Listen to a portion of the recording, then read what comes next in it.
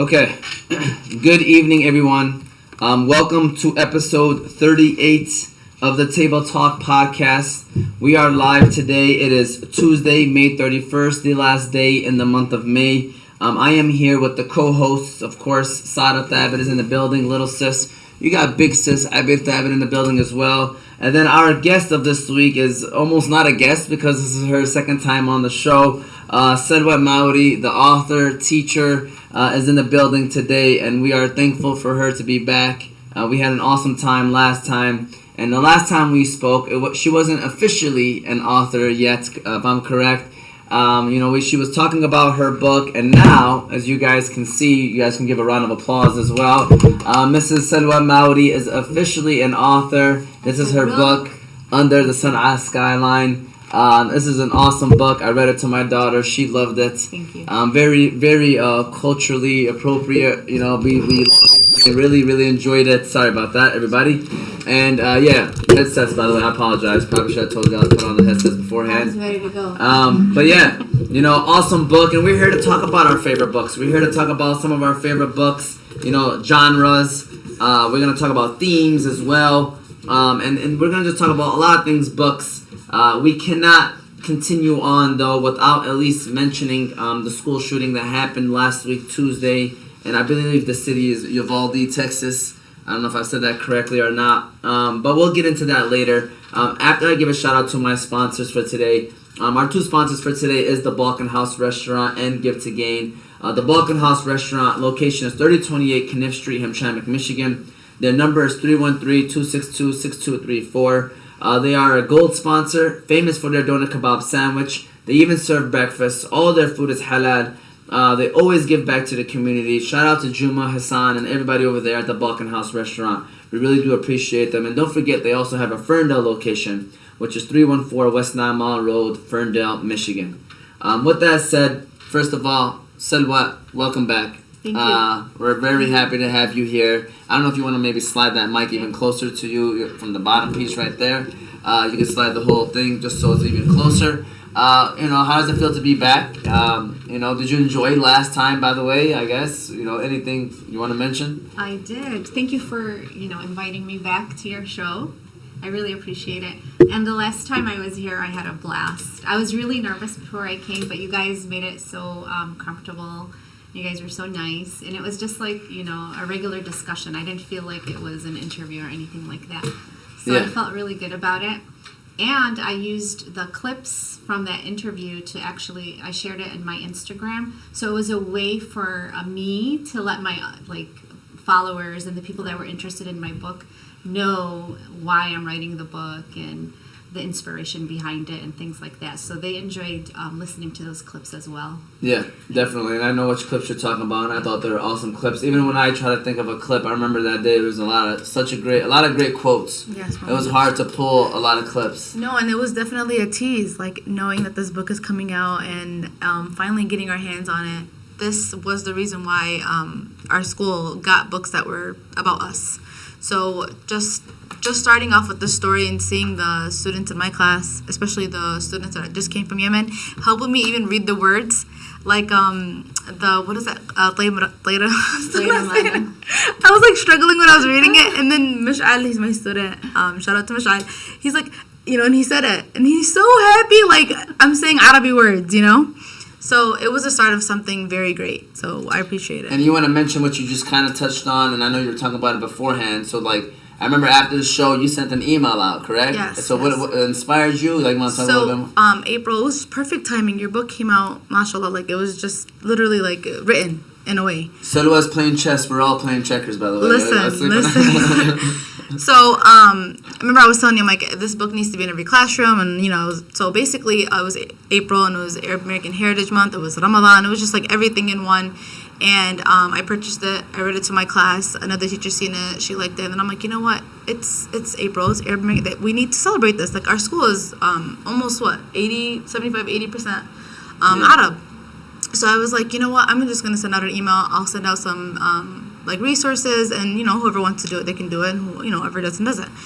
And then after that, we had another email that said, okay, we want some books that, reflect our students, that look like our students, to engage more reading in the classroom. And then, our superintendent was gladly to help. Another coworker, Niseba Lagabari, found the books. She picked all the books or whatever, and then we were able to put some in the classroom. So it was amazing. It was like a domino effect in a positive way. So definitely. And Sada, welcome back since last week. Everything this good? is so cute and surreal. Good for you guys. Yeah, for sure. So we want to get in again, like I said. So last week Tuesday, there was some devastating news, troublesome news when we all got to our phones and eventually heard about a school shooting that happened, which happens way too much. Obviously, more than we feel comfortable about, right? And it happened last week Tuesday, and again, it was in Uvalde, Texas, a school shooting, and 19 children died during the shooting, and 2 teachers, so 21 people altogether. And we're not here to really talk about stuff about what can be done, what can be fixed, because we could sit here and talk about that for hours and debate it. Really, I wanted people to hear, from what teachers' perspectives of on this situation and their whole thoughts on it and their emotions and their feelings towards it. And then, of course, Sada, she works with also, the community and kind of just sharing her thoughts on the whole situation too. So maybe, Salwa, if you want to start us off on just kind of like, when you hear that news, like what is your first thoughts and your first emotions and feelings when you hear something like that? As a teacher, by the way. Of course, it's always shocking, but unfortunately not that surprising because of the number of times it has happened. It's heartbreaking, it's sad, it's frustrating, and as a teacher, it breaks my heart. Not only as a teacher, but as a parent, as a member of society, it's truly heartbreaking.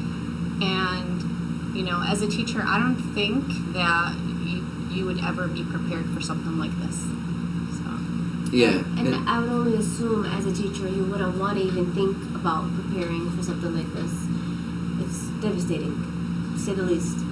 I'm happy that you mentioned that too, because even preparing for something like this, like I feel like now it's like, you deal with first graders, it's weird, like it's awkward to kind of talk to them about it because like I think they kind of know about it, but like, it's hard to like get into detail about something like this, right? Yeah, no, I don't know about you guys, but like when I talk about my students, I say my kids, you know what I'm saying? My kids, and our school is changing from before when we used to do lockdowns, we used to hide, to now being more reactive with the Alice training. I don't know all the acronyms yet. I'm still learning myself, but even when I was teaching the kids, they're like, we're supposed to, throw things at them. We're supposed to, like, they're like nervous. And I'm like to them, this, like at the end of the day, like, and then especially the part when I was like, listen, if I'm with the person or he's on top of me, don't try to help me run, And they're like, we have to leave you, So it's just these conversations, like, you can never be ready, And just having these conversations, it makes you feel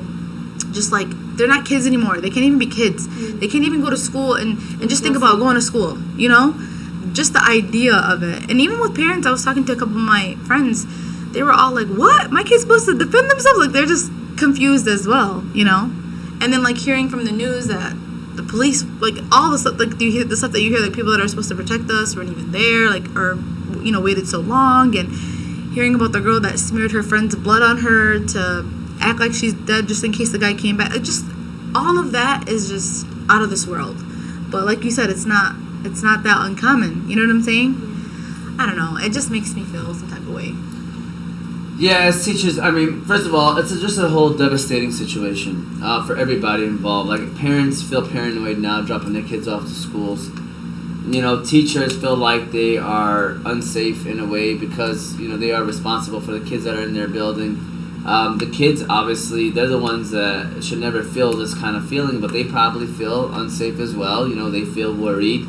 And honestly, we're just in a time right now where it's sad. It's sad. And, like, what can you do in this situation? I personally apologize to my students by saying I'm sorry. I think us adults have failed them. We failed them in every way possible. Like, again, without getting into detail, I just think in general, if our kids are not comfortable going to school, first of all, let's look at ourselves in the mirror and ask ourselves, what are we doing wrong? Because we as of adults, every profession, every line of duty, I think we have failed our kids, and they are in a situation now where they don't even feel comfortable at the most safest place, like you said, that they should feel. It's the safe space, especially for a lot of our kids, you know. Sometimes home is not even their safe space, you know. Maybe it's in school, you know, being around friends, being around teachers who genuinely care about you. So it's like we're in a tough situation, and I just wanted to share our thoughts, like as teachers, because it's a very slippery slope with all the problems that is going on in the educational system right now. The last thing that people need to worry about is their lives, livelihood, while they are in their workplace. And especially because it's at a school. It's like, what's the motive at a school? Like, I get it. I don't get it. Not to justify any violence, but like robberies. Okay, you're trying to steal money. You know what I mean? You're trying to get money. You know, you're going into places, grocery stores. If you were trying to steal anything from anywhere, any type of store, but to go into school with that motive, you know, just to kill, is heartbreaking. And you know, if there's one takeaway that probably needs to happen out of this, I think it's the fact that we need to do a better job with, you know, talking to the people that are around us, man, because we never know what they're going through. You know, and, you know, this guy was just turned 18, yeah, he's an adult, but let's be real right now. Obviously, he's been going through something for a very long time, and I think we need to do a better job. You know, I definitely think that's where it starts, right?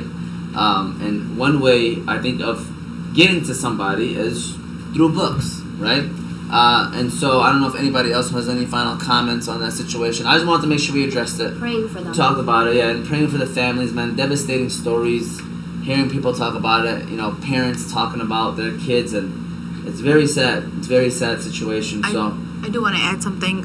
Even like as teachers in the higher ed, like, you know, high school, if you see a quiet student, get to know them. Like, you know, even if the kids are not around them, get to know them. Like, really take in consideration of what that kid is going through, because maybe they don't have no one else to talk to at home. Maybe they're just like, I know it's hard to reach everyone, but I don't know, focus on the quiet ones. I don't know yeah. if that was... Yeah, I mean, I feel like a lot of the times, like the football players, the basketball players, the cool kids, like the funny kids, yeah, they get all the attention. It's just the ones that you think that are like, you know, just quiet, just sliding through school, like, you know, get to know them. Yeah. Relationships, build those relationships with your students. Get to know them, see what their thoughts, their ideas, what they're thinking. For sure. It's a good idea.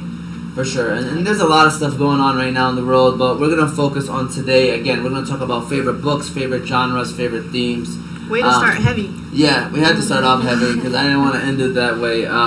So can you tell us, how has everything been since you've published under the Sana'a Skyline? I've seen you, you know, pushing, you know, advertising, people writing reviews, sharing their pictures and stuff. So a lot of community help, like support too. Community support. So Qahwa House looked out, you know, purchasing books and also selling them and pushing the book as well. So, you know, how has it been?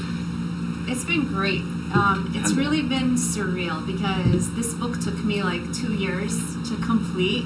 And then at the end, it was just a push of a button, and it was available to the world. You know, that just gave me goosebumps. Wallah, mashallah. You push a button, and then that's it. Everybody has access to it. So it was really surreal and exciting for me. I published it at the end of March, right before Arab American Heritage Month. Purposely. Well, I originally intended to publish it in January, but things didn't go as planned. But do you know that turned out better. Yeah. في كل تأخير في خير. Yes, did I say it right? Okay. Yeah. So it just worked out better for me because it was more in demand, right?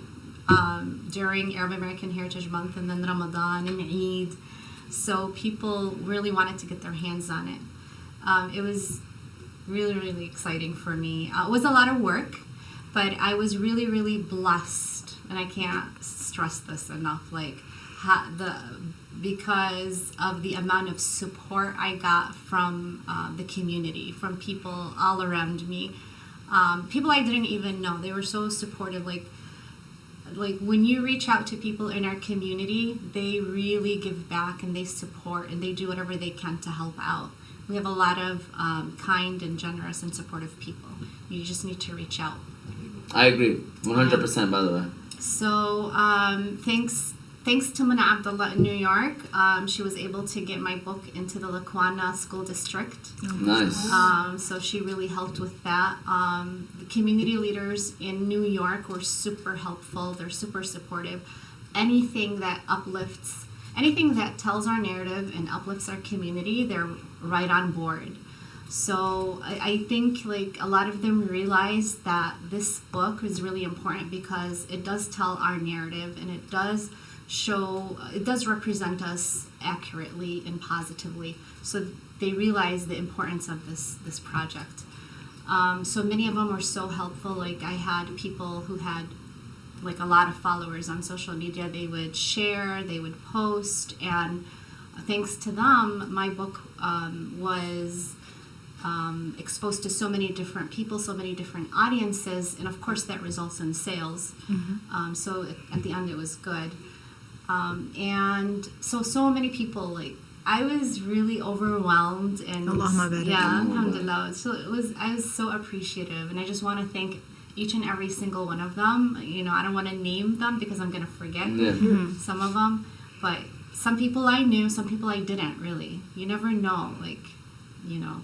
So I just want to say how appreciative I am. And I bet that makes you want to like do more. Yeah, of course. Yeah, like you're just like, okay, what's the next thing I could do? Exactly. Yeah, I'm already thinking of book number 2. I bet. Yeah. But I still have to push this more, so I am still reaching out to more people, trying to get newer and more diverse audiences to, you know, experience my book. And so hopefully I'll get to do that in the summer, because right now end of the school year is so hectic for teachers, not a lot of time. So hopefully in the summer I'll have more quiet time and more time to spend on kind of promoting it and marketing it. You know what's cool about the universe sometimes too is that it could be even in 20 years this could blow up all over again and be the hottest thing all over again and make triple the sales. That's like true. There's so many things like songs or even different books or different movies that just get trended after 20, 15, 16 years and they blow up all over again. Yeah, so no, it's this is always out definitely there. a It's always timeless out book. there. Yeah. Thank you. It's a timeless book, and it does make you, as a Yemeni little, woman, I was gonna say girl, it makes you proud. It really does. Definitely of does. our people. And I do want to acknowledge Gahwa House. They've been so supportive. Again, they realize the power of telling our narrative. And they bought a couple hundred books, which they donated to Dearborn Public Schools and different libraries. And they will also be carrying the book in their coffee shops. Nice. So, soon. Yeah. Ibrahim was talking about that and mentioned that to us as well. So shout out to them, man. I really do appreciate. Yeah, I love to see that kind of support. It inspires. And speaking of inspiring, I know you were mentioning that you also inspired someone else in that process, correct? Without writing this book, if I'm correct. So you never know who you're gonna touch. Yeah. Who you're gonna impact. I wanted to give a shout out to Sarah Abduais, who's 19 years old, and she's a first-time author of Waiting for You. So what Sarah did was she just followed me on Instagram, and she saw how I published my book, so she already had her story, so she decided to publish her own book. And this is her book. It's called Waiting for You. You can also follow her on Instagram. I think it's at Abduais Writes. I think that's her Instagram account. But this is a really cute book that I bought just to, as a first-time author. Like, I was really appreciative of people who bought my book, so I bought it to support her.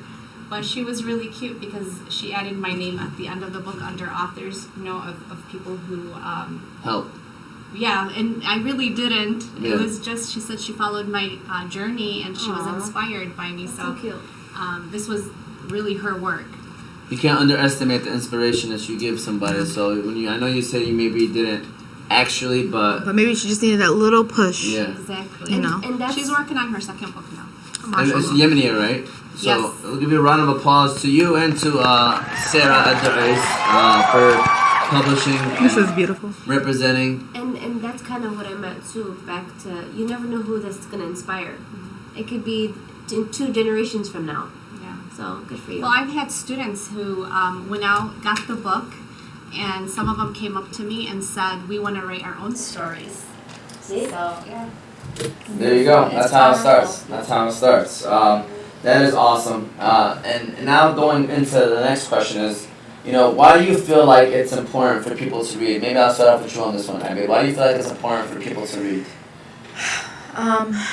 Reading is a way to escape. Reading is a way for you to learn anything. Anything that you want to learn, you can learn from reading. You can tell your story and share it through a book which someone would end up reading. You can see different perspectives. You can you can't do anything without reading. You literally can't do anything without reading. So it's everything for me. Sada? With reading, you kind of get to put your own imagination and perspective into you can shed light onto it. When a book has a movie, a lot of the times they're like, oh, but that's not how it is in the book, and it could be just because of how they took it in perspective. And I think that's really cool to be able to read something and kind of put it in your mind and make it into your own perspective. Why do you feel like it's important for people to read? I think it's important for people to read because books, you can learn so much from books. Yeah. Abid and I were talking about, she said she doesn't like to read about history.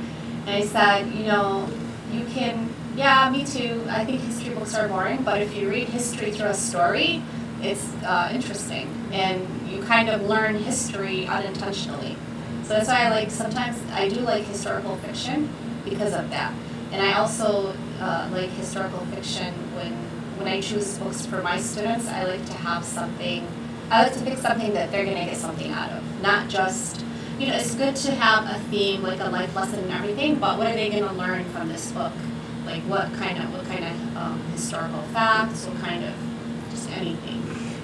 When that you said that, even with my first graders, whenever I want to teach manners or when they blurt out, it's not just, I never just tell them you're not supposed to blurt out, it's not fair or whatever. I'll grab a book that will help them understand it and the other kids the character's perspective. My mouth is a volcano, about the kid that can't control his mouth. Or what if everybody did that? That's when they all want to blurt out stuff out loud. You know what I'm saying? You try to find a book that would give them the idea and say it in a way that better than what you can explain to them.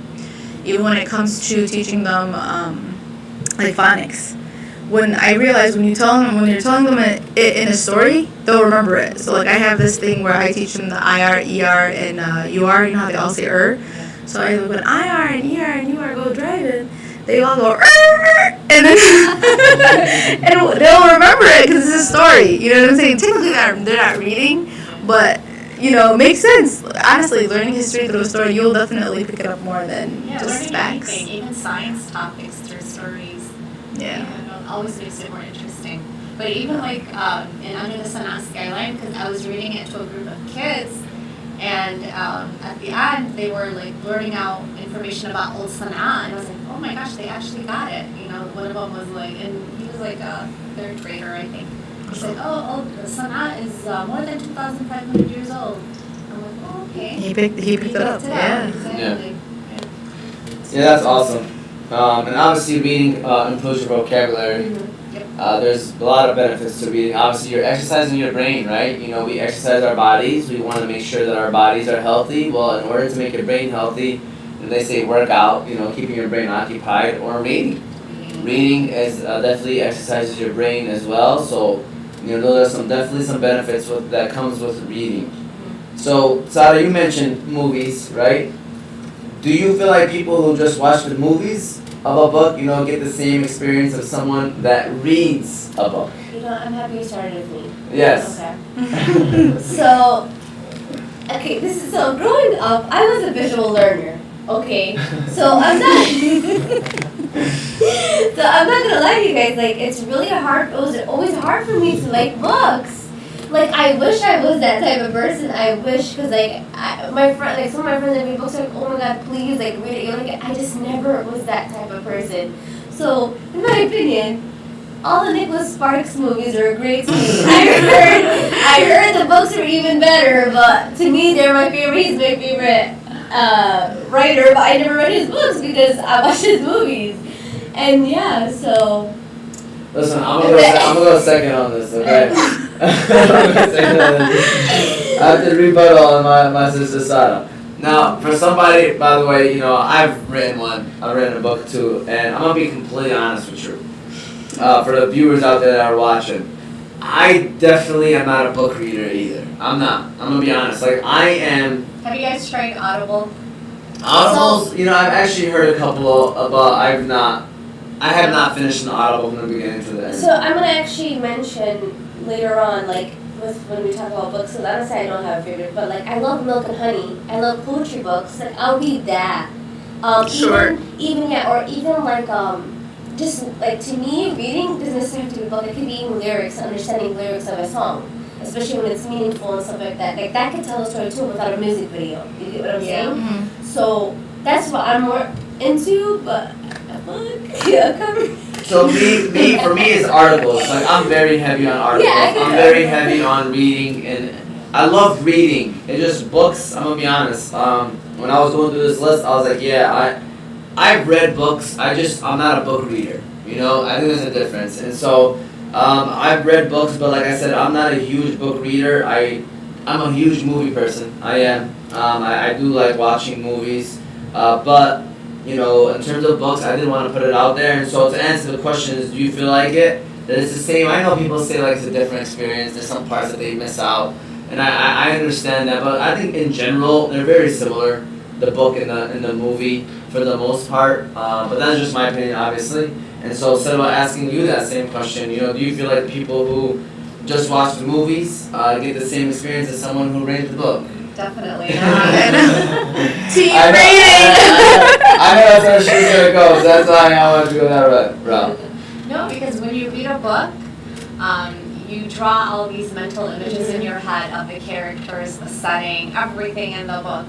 And then the movie just comes out and ruins it for you. Yes. And a lot of people like the Twilight Saga too said that, I don't know, I didn't read the books or watch those movies, but I'm just saying so. And they like to switch characters as well. I do like to watch the movies though. It's not like I don't like movies. I love movies. But I feel like reading the book for me is a better experience than watching the movie. No, that's very impressive. I respect people that read books because there are people out there that read books daily and they finish a book, they're on to the next book.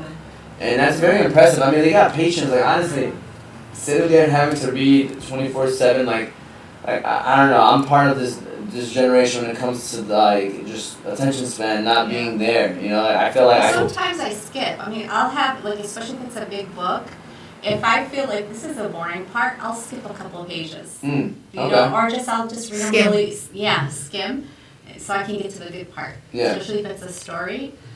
Yeah. Okay. How about you, Abby? So I would like to, definitely, 100%. I would like to thank my brothers growing up for never letting me watch TV because ESPN was always on. So, I loved reading. I used to read Nora Roberts books. I love books all the time. And shout out to Miss Madden for, presenting me those books and having them available for me to, she'd go to the library and get them for me. And it was my way of, watching TV, And it was an escape. I used to read a book in a day, literally, because how good it was. I couldn't put it down. But unfortunately, these days I have not had any time to read any books. Now, most of my books are self-improvement books. I know the one book, the 50-cent book, hold on, I forgot the name of it. Get Rich or Die Trying? No, not Get Rich or Die Trying. Hustle Harder, Hustle Smarter. That's the reason why I started Pick a Date, the business. In the book, I can hear him talking to me. I hear 50 Cent's voice. That's what I do. Do you do that? Do you change your voices in your head when you're reading the book? The characters? I literally, you guys, I'll literally change their, it's so weird. I don't know what it is, but I would hear him talk to me.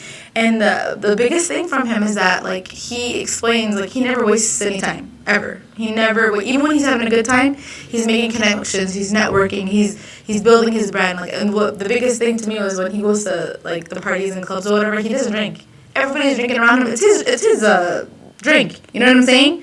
He doesn't. He's always on his A game. And, like, just him, always coming up with ideas, like, not being afraid, taking risks. I don't know. It definitely influenced me to start the business. Yeah. But the question is, does it relate to movies? Okay, no, definitely not. They skip so many parts in the movies. They cannot show everything that's in the book as much as you can, and you can imagine it. Twilight Saga, I was so upset.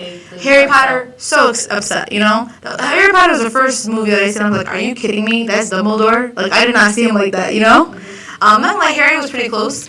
But some of the things I'm just like, that's not how I saw the fire. That's not how I imagined them playing Quidditch. Like, it's just a lot of different things that way. But you know what story was better as a movie, though? Mulan. To me, like, believe it or not, I just watched it, okay? Because I watched the cartoon a long time ago, but I actually just watched the actual movie, and it made me cry. That's how good it was, And just hearing the story from before about a girl who, went to fight when she wasn't supposed to because it wasn't proper for her family, and she, like, made her family not, she just dishonored the family or whatever. But knowing that at the end there was another, the magical other woman. They called her a witch because she had also had the power that Mulan had, and then but they the whole city, like, pushed her out. That's when she became evil. But anyways, long story short, when she saw Mulan, like, the whole city was, like, actually behind Mulan, and she was the older generation, and she seen that, she, like, felt like, wow, like, times have changed, but it didn't change for me. You know what I'm saying? So first she was angry that, and then at the end she actually died for Mulan to save Mulan's life because she felt like at least she'll be able to do it, the thing that I couldn't do. And I don't know why I felt like the older generation, new generation type of thing. But anyways, long story, they depicted that perfectly. So sometimes it goes both ways, where the book is not as good as the movie, or where the movie is not as good as the book. Sorry, I just went on a very long tangent. No, just want to give a quick shout out. Ahlam Mawari just said Salwa with the heart. And then Noor Riyashi said, hello, Mr. Thabit. So from Hanley International Academy. We want to give a couple shout outs to our students. Go ahead, Sar. For Disney, did the movies come before the books? No, they No. Well, Disney wrote the stories first, I think. All those books are probably read. So no, the books were first, Yeah. then the movies. Yeah. Okay. Yeah, definitely. Any comments of what was just said, by the way? I agree with everything. I mean, it goes both ways. Yeah. But I do, like, hate it when movies leave parts out, and I actually wanted to mention too, how you were like, you hear 50 Cent's voice. I remember when I was in middle school, my teacher was like, when I love reading something, when I can, like, I know when it's you guys writing it. When I can hear you guys' voice, that's when I know you guys are growing within writers and actually putting in the effort. So yeah. I remember that was a good compliment. I felt really good when my teacher told me that. there is a short story we read in middle school. It's called All Summer in a Day. I don't know if you guys are familiar with it. I've heard of that. Yeah, I even read it when I was in middle school. We read it in class, and then I read it with my students. It's a really nice story by Ray Bradbury. It's a short story. Yeah. So I love the story, but then when I showed the movie, it was totally, like, different. Mm-hmm. It wasn't as good as the story at all. Yeah. Even the kids were disappointed. Honestly, it's weird how some people, like, completely change it up or forget or leave out important parts. But I mean, then again, the movie obviously is usually like 1 hour and 30, 2 hours long, whereas the book. It's their discretion. Like, they pick and choose what scenes are important. And I'm like, but what happened to it? Yeah, definitely. So, what is your favorite genres or themes to read? I know, so originally we had genre, we decided to talk about theme as well. My answers are still genre related, we can do genre and theme and stuff like that. So. Yeah, so, do you guys have a favorite genre? Do you have a favorite genre to read, or in general? Or? I like realistic fiction, and I like historical fiction. I like historical fiction as well. I'm not into fantasy and things like that. Yeah, me either. I'm not really too huge into fantasy. You're a fantasy? Honestly, I love love stories. So if there's love in there, I can, it could be a realistic fiction, it could be fantasy, it could be whatever. If there's a very good love story in there, I'm a hopeless romantic. Like, I love all the princesses. Like, I don't know. Sorry. It's maybe my childish part of me, but, Yeah. How about you? Same thing? But I was watching the TikTok the other day, and they were talking about, I wish I knew which exactly Cat in the Hat story it was. and they actually explained it as a life lesson. It was the one where The Lorax? no, it was the one. The Lorax is a good one too. Like kinda has Dexter's stories are very like huge life lessons.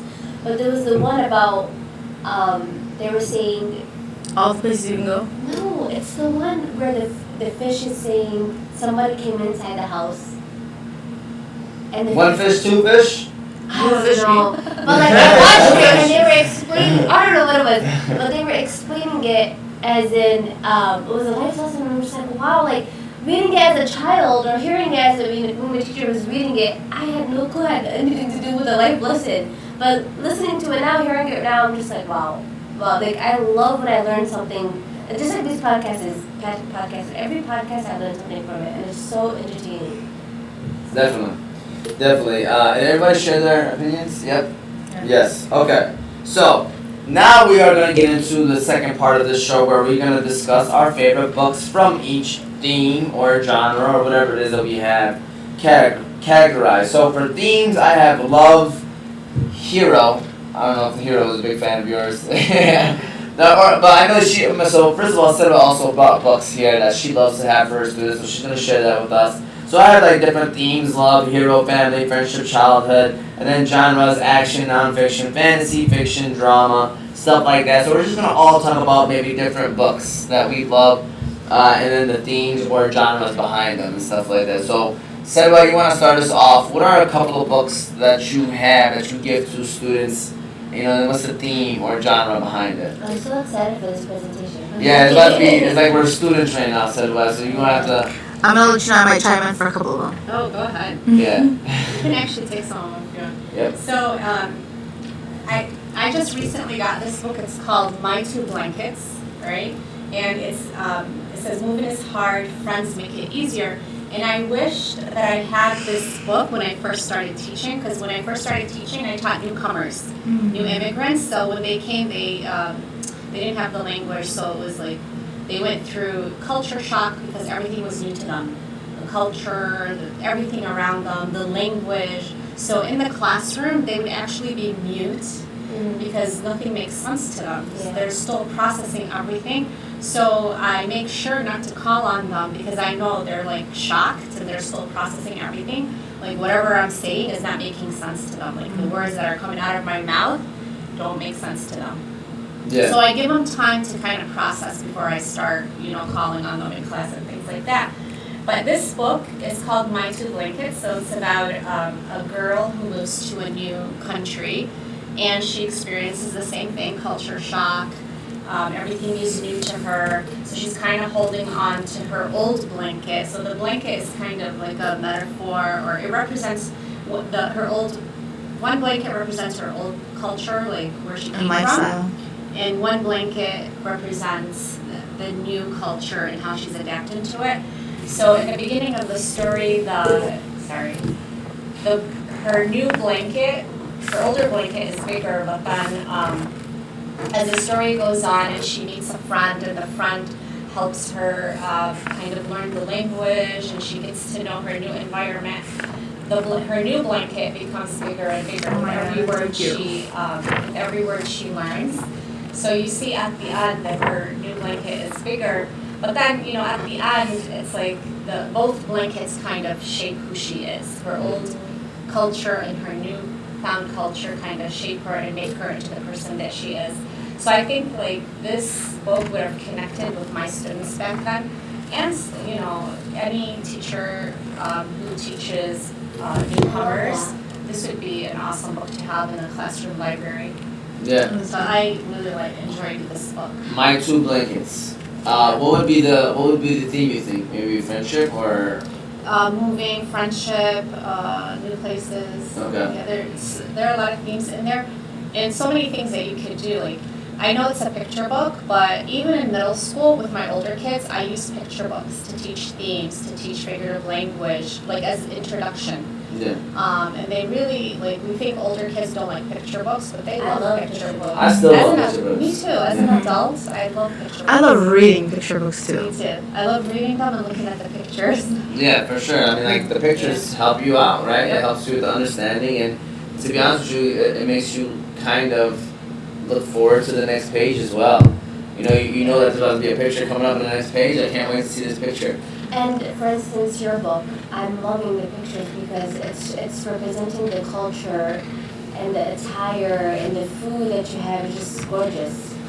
It gives me goosebumps, like, and they make this Arabic, that's so funny. Yeah. So I made sure, like, when I spoke with my illustrator, like, communication is key. Yeah. But I made sure, she's not Yemeni American, but she's Arab American, so she took ownership of the story, like, she connected with it, and she really wanted to do a great job on this.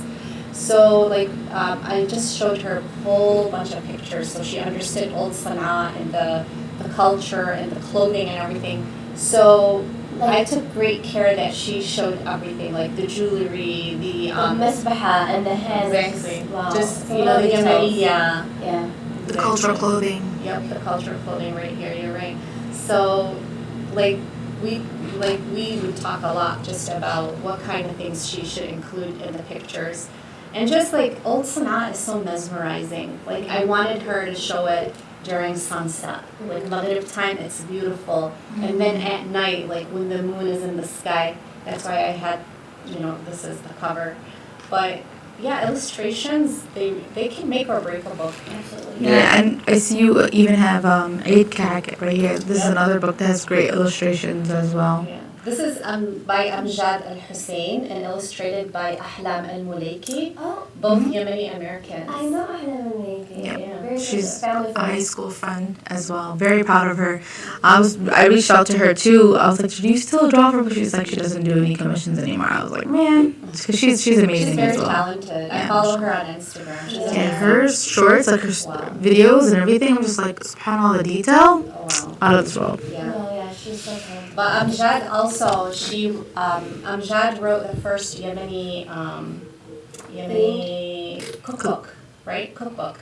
So she's amazing. I actually invited her to speak to our students during Arab American Heritage Month, and she did a super job. She was amazing. That's awesome. I know another book you have here.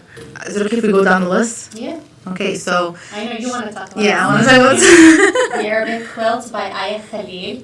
Aya is really amazing because she's not the first person I sent my manuscript to, but she was one of the people that I sent my manuscript to, and she took the time to read it and she gave me feedback, so I really appreciated Oh, beautiful. that she did that. And I already had her book, and it's a great story. You read it, so you probably want to talk. What did you do with it? So it was during Arab American Heritage Month, and we didn't have these beautiful books in our classrooms yet.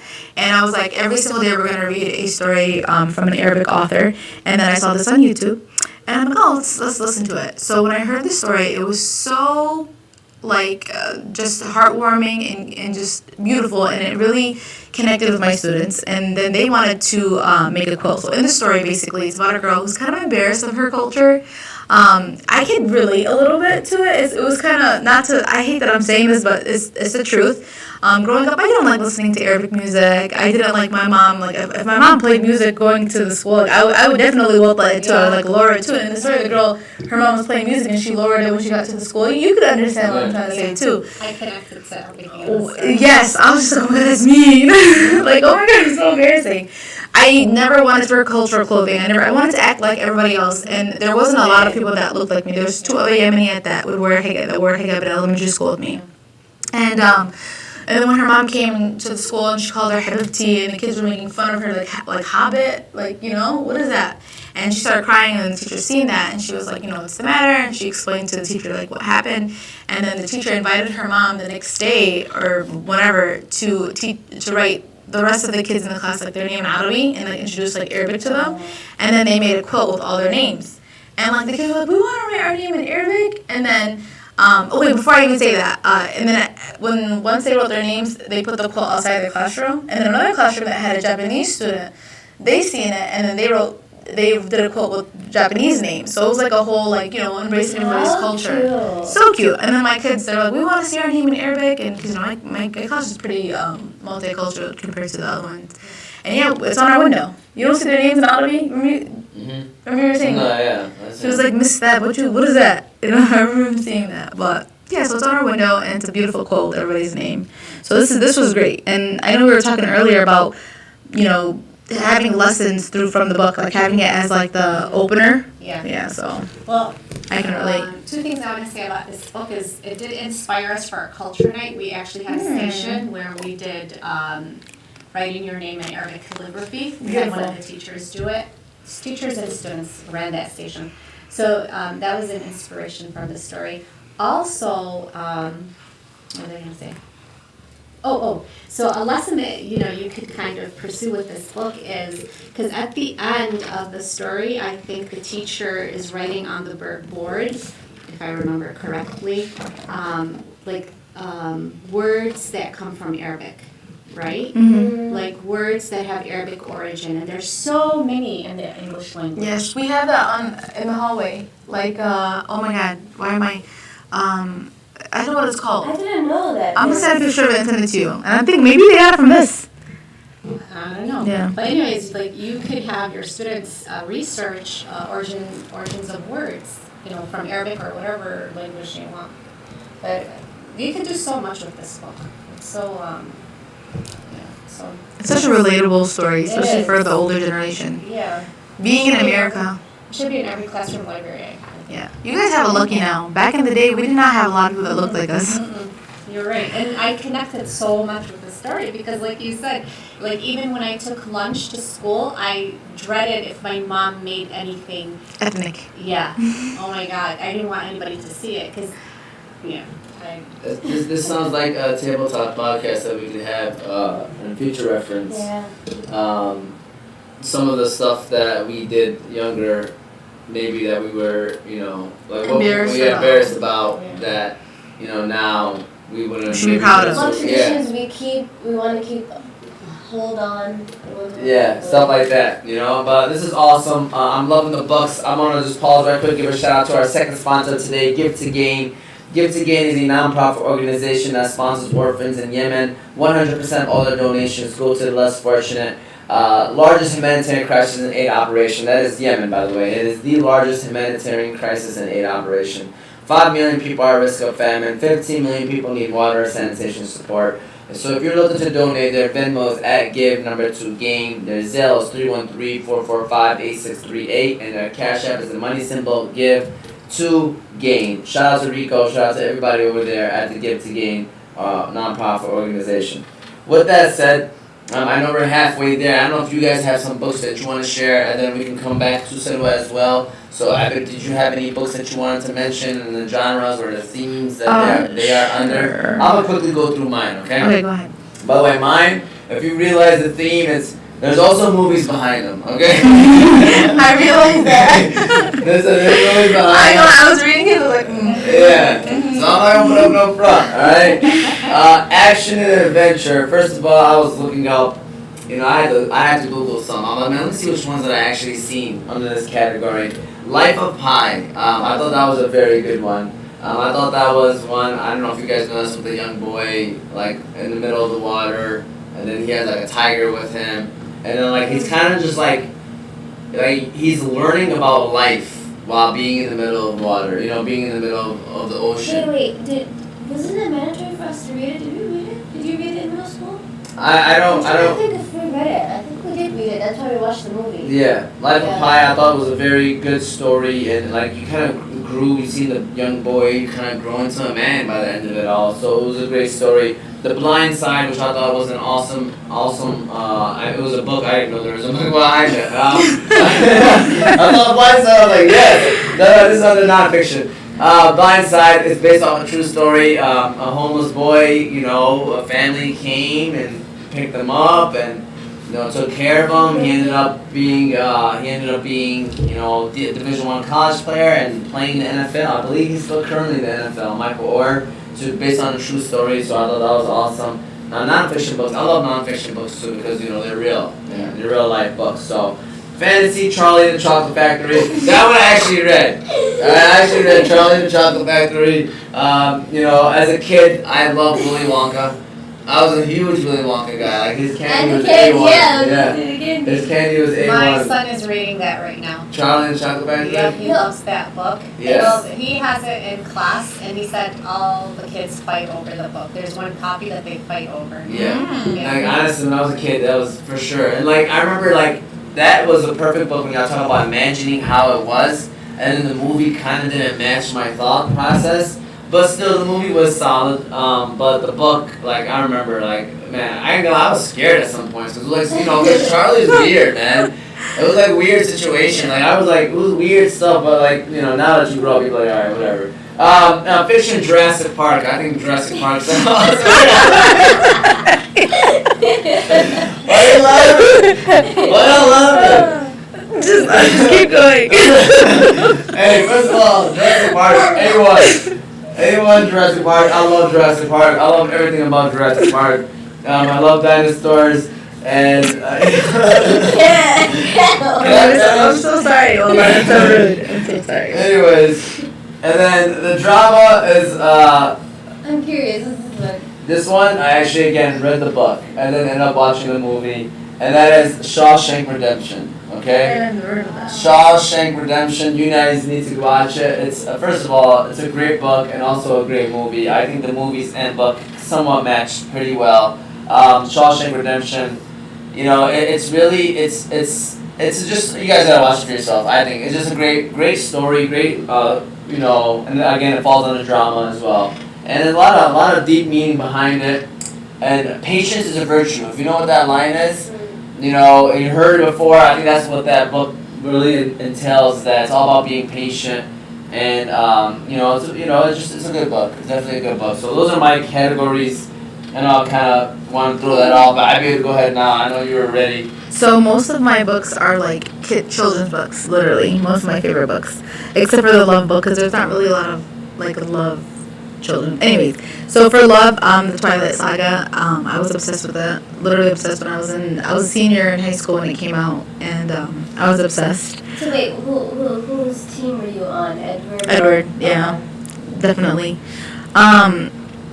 For hero, there's this book called Captain Marvel: What Makes a Hero, and basically it's all the girl heroes, all of them. But they're not saying like, oh, I'm a hero because I'm strong or because I fight or whatever. It's I'm a hero because I'm a good person. I'm a hero because I listen to people. I'm a hero because I'm helpful.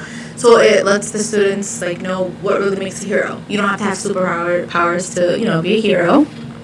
For family, my favorite book, like ever since Dempsey was born, was I Love You, Stinky Face. And it's basically about a mom and her son, and the son says, but mom, what if I'm an alligator with this hair and are you still love me? And she's like, well, I'm just gonna stay in the swamp next to you, and I'm gonna love you, and I'm gonna make sure you it was just like he always kept telling her like what if situations, and she'd come back with like, yep, I'll still love you, and I'll still be right there, doing whatever he said that he was. You know what I'm saying? So I love that one. That's like a family one. Book. Yeah, it's cute, and it's cute because I love you, Sticky Face. And then for friendship, Our Class is a Family is my book my intro to the year. I like to pick a book that I kind of want to like gauge my year with, in a way, and that was my book. It was Our Classroom as a Family, and I told them we're gonna argue, we're not gonna always agree, but we're always gonna care about each other. We're always gonna want to do better for each other and help each other out and learn together, play together, all that good stuff. So that's for the family one, and then the friendship. Okay, I'm sorry, that was for friendship. Sorry, and then childhood. My favorite childhood book is The Giving Tree by Shel Silverstein. Wait, That's my favorite, and it just tells you like how you evolve as a person, and how sometimes you don't really appreciate what you have, and what you don't really appreciate like when you keep taking and taking and taking and taking, and I don't know, it's such a beautiful book. So That's awesome. Sada, did you have any couple more that you wanted to share? Thoughts? You gonna be like me right now? Well, first off, this is why I should probably read more. I didn't read your question quickly. I thought it was one of the genres. Okay. But like I said before, like I love a good romantic. Anything romantic, I'll read something. Any book on the top of your head No, but like that's what I was saying before. Like I have the books I have. They're all poetry books. I was gonna say, Sada, she can definitely break down Taylor Swift lyrics and explain to you what's the reasoning behind and the it. story, yeah, seriously. And like, and even with poetry books, like I love Jane Eyre's Two Fish. I don't know if you guys ever heard of it too. I love things that Bring out emotion? Yes, yeah. Even if it's sad. And you know what's the problem too is that I don't think I have the patience. They literally have the patience, which is really bad, to even watch finish a movie. You get what I'm saying? Like, and with poetry and just quotes and stuff like that, like I'm just reading like, oh, okay, like it's short, perfect. Sweet, Yeah. All right, now there you guys go. Salwa, we can now bring that, bring the attention back towards you and any other books. I'm loving these books, by the way. Yeah. This is very diverse book category. So cute. Collection. Okay, so another way I like to choose books are books that help shatter stereotypes, right? And I wish I had this book growing up. So growing up, I would always hear about stereotypes of Muslim women, like how we're not contributing to society, we're second-class citizens, we're not committed to do certain things.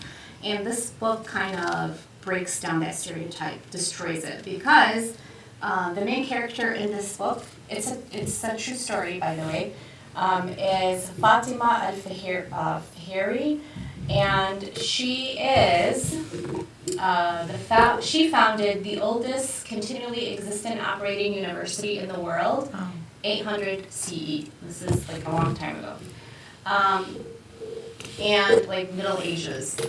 So, it tells her story and how she founded this university. The illustrations are beautiful. And in the end of the story, like at the back of the book, there is, of course, a glossary for the Arabic words. There's a timeline. By the way, the name of the university is Qayrawan. I think that's how to pronounce it in Arabic, Qayrawan. And where is it? Morocco. Morocco. And she actually, so she said, she did a lot of research and she had a lot of help, like from people at Princeton. She interviewed people in Morocco. So there's a lot of research behind this book. So she tells it in a beautiful story. Remember how we talked about you can learn so much through stories? Well, she did a really nice job. And one thing that she said is that historians this is at the end of the book, it's not part of the story, but she does give us some details about this university. And she said, historians have argued that the first Western universities, like the University of Bologna, Oxford, Cambridge, and Harvard, were modeled after Islamic institutions of higher education, especially regarding endowments, scholarships, chairs of departments, and dormitories. So, this is so powerful. For kids to read a book like this, for young girls to read a book like this. So, it's a mirror book for us, but it's also a window book for people from other communities to truly experience the Muslim and Arab culture. And this is what books do, you know what I'm saying? Like, I didn't know that fact that she was the first woman, to open up a university. So it's like, I didn't know that. And to hear that, like, Harvard looked up to, universities, her university for certain things is, like, beautiful. Yeah. So the author is M.O. Yüksel, I hope I'm pronouncing it right, and the illustrator is Maryam Qureshi. So it's a... Why is that name? That is very Qureshi? Yeah. That's a Pakistani lesson. Oh, okay. What else you got for us, Salwa? And same author in my mosque. So I got this for my little boy. Yeah, it's really cute. Where do you find these books? Well, she's an author, so... Well, yeah. Online, really. I just search online, and I follow so many different authors. Yeah. And they share, and that's how I find my books. Nice. So this is just what it's like in a mosque. You go to a mosque, and it just shows you, what people do in a mosque, what kids do in a mosque. Yeah, see everything. How the aunties chit-chat in the mosque. Yeah, right? And, praying in the mosque. And it has, Bismillah, and things like that. So it's really nice, and the illustrations are beautiful. I think the illustrator of this book won some kind of an award. His name is Hatem Ali. Yeah. So I picked this book out because my son, I wanted him to read it to kind of to encourage him to go to the masjid more. Yeah. Because he's not really into it. He'd rather be at the park or something. This is even good for people that are just wonder what happens, and that even non-Muslims that want to just know what goes down, Yeah. So my So experience. it just shows the mosque as just a really cozy, comfortable and family-oriented place. And then everything. That's Which beautiful. it is. Mhm. Yeah, it's nothing, it's nothing scary like sometimes we see in movies and things like that. Yeah. It's a beautiful place of family, of worship and things like that. And I love the diversity of all the characters as well in the story. Yep, and that's one thing that they stress in this book, I think. That everybody's welcome. And the diversity in certain masjids. I don't know if you guys pick up on that, but our mosques are very diverse. Yeah, definitely. All right, there we go. That's so far great books. I'm loving each and every one of them. Did you have another Yeah, one? talk about these. Yeah, because I think our books are done. Is what I'm trying to say. I mean, it's up to you if you wanted to keep chatting about those or mention any of those How long books. do we have? Whatever you want. It's whatever you want. I mean, the show's usually an hour, but we can definitely go another extra This 5 goes minutes. into African American history. Like I said, I like books that tell a story but teach history at the same time. And because it's especially with African American history and all kinds of history, Yeah. we should be learning history so we don't repeat the mistakes of the past. So this is a cute book. It's A Sweet Smell of Roses. And there's so much meaning into it. But this book is a tribute to the children of the civil rights movement. And it's like a poem. It's very poetic. And So my type of book. yeah, and sweet. Yep, you would love this one. You can have it if you want. So, A Sweet Smell of Roses, and the smell of roses stands for freedom. Yeah. Yeah, and how so these kids they sneak out of the house and they join a march with Dr. Martin Luther King Jr. during the civil rights movement, and it's just beautiful. And I love the illustrations. Does it come from their point of view? Yes. Oh, see, that's beautiful. Yeah, I think it's first person, if I remember correctly. I read it a while back. But yeah, it says, A Sweet Smell of Roses is a tribute to the children of the civil rights movement in the 1950s and 60s. So this is so nice to have. And can you repeat why you feel like it's important to make sure that people understand other cultures? Because Salina, this school probably predominantly Yemeni, and you are trying to make sure that they understand different cultures and races. Why? Why is that the case? You don't work at Salina though, right? No, I Yeah. work at I'm sorry, Woodward. I'm so sorry. Yeah, I'm so sorry. yeah. My bad. It's important that we learn about other people, especially when you live in a diverse society like the United States. If we want to live happily and peacefully together, we need to get to know each other. Yes. Yeah. We can't just live in our own isolated boxes. And in middle school lately, we've been talking about social emotional learning and teaching kids empathy. Kids can't have empathy unless they learn about the other. Yes. What it's like to walk in other people's shoes. Well, read books about other people. Read about their struggles. Under the Sana'a Skyline shows the struggle of the Yemeni people and what they're going through through this war. So hopefully people will empathize and walk in their shoes and know what they're going through. My son in 3rd grade, his teacher gave the whole class Sadako. It's a short chapter book, but the main character is Japanese, a little Japanese girl who lives in Japan after World War II, after the atomic bombs were dropped on the 2 cities in Japan. And it was the story is about the aftermath and how people were getting sick from cancer because of the radiation. So as he read that story, he learned so much history, stuff that he would never listen to. If I lectured him about World War II, he would never even sit for a second. But just reading that book, he was able to learn so much, and he felt empathy. He was able to see what these people were going through. So, yeah. That's awesome. I'm happy you shared that answer. I think that's very important too, and I think it's important for us as educators to make sure that we pass that word along and make the messages across cultural appreciation, respecting one another, because this is what the real world is, and that's what books do, right? They help you understand the real world as well. You want to learn about somebody's culture or somebody's religion, books will do that for you. And it's a lot better than reading the internet, right? Yeah, it's a lot better. Or a lot better than talking to someone, because when you're writing a book, you take the time to actually make sure that you're expressing yourself in a way that you want it to be out there. You know what I'm saying? It's not just anything. So, and that's another thing is, this is how people did learn about other people beforehand, before the internet, right? We used to read books on one another, and other than, so getting to know one another. And it's so important, like, to make sure that the author is the person from that culture. That's why I feel like your book is so powerful, because you are Yemeni. It's not someone else telling your story. You know what I'm saying? So, I do want to say that too. Well, Salwa, believe it or not, this is that time. Do you have any final word, final comments? The time flew by today. I felt like it just flew by. It was like an hour. We were just talking. Yeah. I know. I was like, I hope I brought enough books. So, any final words? I mean, again, first of all, Under the Sana'a Skyline, she is the author of this amazing book. Where can people also, you can include this in your answer, where can people purchase it, stuff like that? So on Amazon. Okay. You can just go to Amazon. That's the easiest way to purchase it. If you want to purchase it from me, you can contact me and I can work with you on that. It's also available online through Barnes & Nobles. If you search Under the Sana'a Skyline, you're going to see it on different platforms.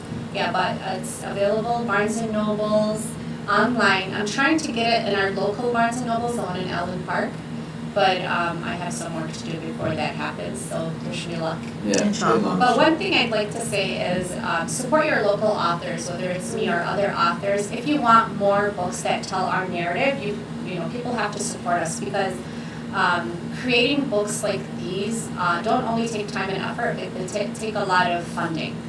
It's not cheap to find good illustrators, editors, and it's pretty pricey, and so people need to support local authors who are telling our story. I agree 100%. Any final words? Javier, Alexis? It just feels beautiful to see people that look like me doing well. I was just telling you earlier, I seen that Solano had their career day, and mostly everyone that came in, doctors, whatever, basically everything, literally, police officers, all different professions, and they were all up. So that was so beautiful to see. And we're only saying this because we're not used to seeing it, right? Yeah, for sure. There are people out there that are like, why are they only worried about them? It's because we're not used to it, and it's all new to us. So we definitely want to acknowledge it, because it's amazing. It makes us feel great. Any final words, Sada, that you want to say or mention? This is your copy? Yes. I'm taking it home with me. All right. I have one. Oh, you have one? Yeah. Cool, I can't wait to read it. I'm so I got one. excited. You have mine. Oh, thank you. Well, there you guys go. This was episode 38 of the Table Talk podcast. We kind of touched on school shootings in the beginning of the show, but we also focused on our favorite books, genres, and themes. Again, you can listen to us on Oz Media's YouTube page, watch us on Oz Media's YouTube page, and even listen to us under Apple and Spotify podcasts. Oz Media, you can search up Oz Media under Apple and Spotify podcasts. Said what? Thank you. Don't be surprised we get you again on the show, future reference. We are all teachers, and there's always something going on in the teacher world, so we can always talk about different conversations, and maybe even have your sister this time join us. Realistically, She's so really sweet. this time. Yeah, she is. Yeah, She doesn't want to. She's my She biggest doesn't want to. supporter. Yeah, no, She is. chat here and there. She's so sweet. She is, and I was really trying to get her on the show. Yeah, but I mean, we'll see, inshallah. We'll in future. She's doing reference. great Shake her up, things too. shake She's her up. definitely To get her pharmacist as well. I'll try. She's a pharmacist. Honestly, I can't tell you guys how many people she's helped me figure out, like to reach out to do interviews. Like, she gave me at least 10 people. Beautiful. 10 people that I could reach out to. So even if she's over here, just for us to meet her. yeah, she can also obviously anytime. Yeah. Anytime. So It's always nice it's like people that reach out and help. I just feel it's so heartwarming, and you just feel so appreciative, you know. 100%. Yeah. So there's one person I want to give a shout out to, because I felt that this person, she was the first person I sent my manuscript to, and because of her, I continued with this process because of her like encouraging feedback. Malaka Garib, she's the author of I Was Their American Dream. So it's kind of like a graphic novel. It's a really fun book to read. She's half Egyptian, half Filipino, but she has a new book coming out. You guys want to follow her on Instagram. But she's really amazing. And her email, like, you know how you, as an author, as a new author, you reach out to so many people. Of course, not everybody's going to respond, but she responded instantly. And her feedback was so uplifting and encouraging. I just have to, like, What's her name on Instagram? Malaka Garib, Malaka. And those people. Yeah, just people like that are phenomenal. I mean, people, you know, like Zaid Naji in New York, Debbie Al-Muntasar, Muna Abdullah, just so many people. I'm going to forget names now. I should. Yeah, now you started. I know. Just so many people that are so, you know, giving and caring and supportive. Yeah, that's awesome. That's awesome. And again, thank you to everybody that always supports. We really do appreciate you. Of course, the sponsors, but people outside, you know, your words can have a very strong impact on somebody. So keep being a positive light, because you don't know who you're impacting. And honestly, I agree with you 100%. We do have a community of great support. As much as we sometimes focus on the negative, let's be honest right We have now. a lot of positives. Yeah, we got a lot of positives. A lot of great people. And I mean, we are learning about them too. Like being able to do this show, we're slowly, you know, grabbing in a couple of people that are doing great things in the community. Yeah, that's one of my favorite parts about doing this, honestly. Yeah, it's learning. Shedding light as well. Yeah. You know? So we hope you guys enjoyed it, and we will see you. I don't know if next week, by the way. I don't know if it's next week, but maybe the following week. Busy, like she said, it's June. End of the school year is tough on teachers, so there's a lot on the plate right now. We also have Yusuf's graduation. Yeah, we got Yusuf's graduation too. I had somebody booked, a great guest booked, and then she told me it was graduation, so I had to send that awkward text to them and. Said I got the awkward text, by the way, switching the time. I appreciate you, by the way, adapting to that, adjusting to that too. So thank you, and thank you for everybody that watch or will watch. We hope you enjoy it, and we'll see you soon. Bye.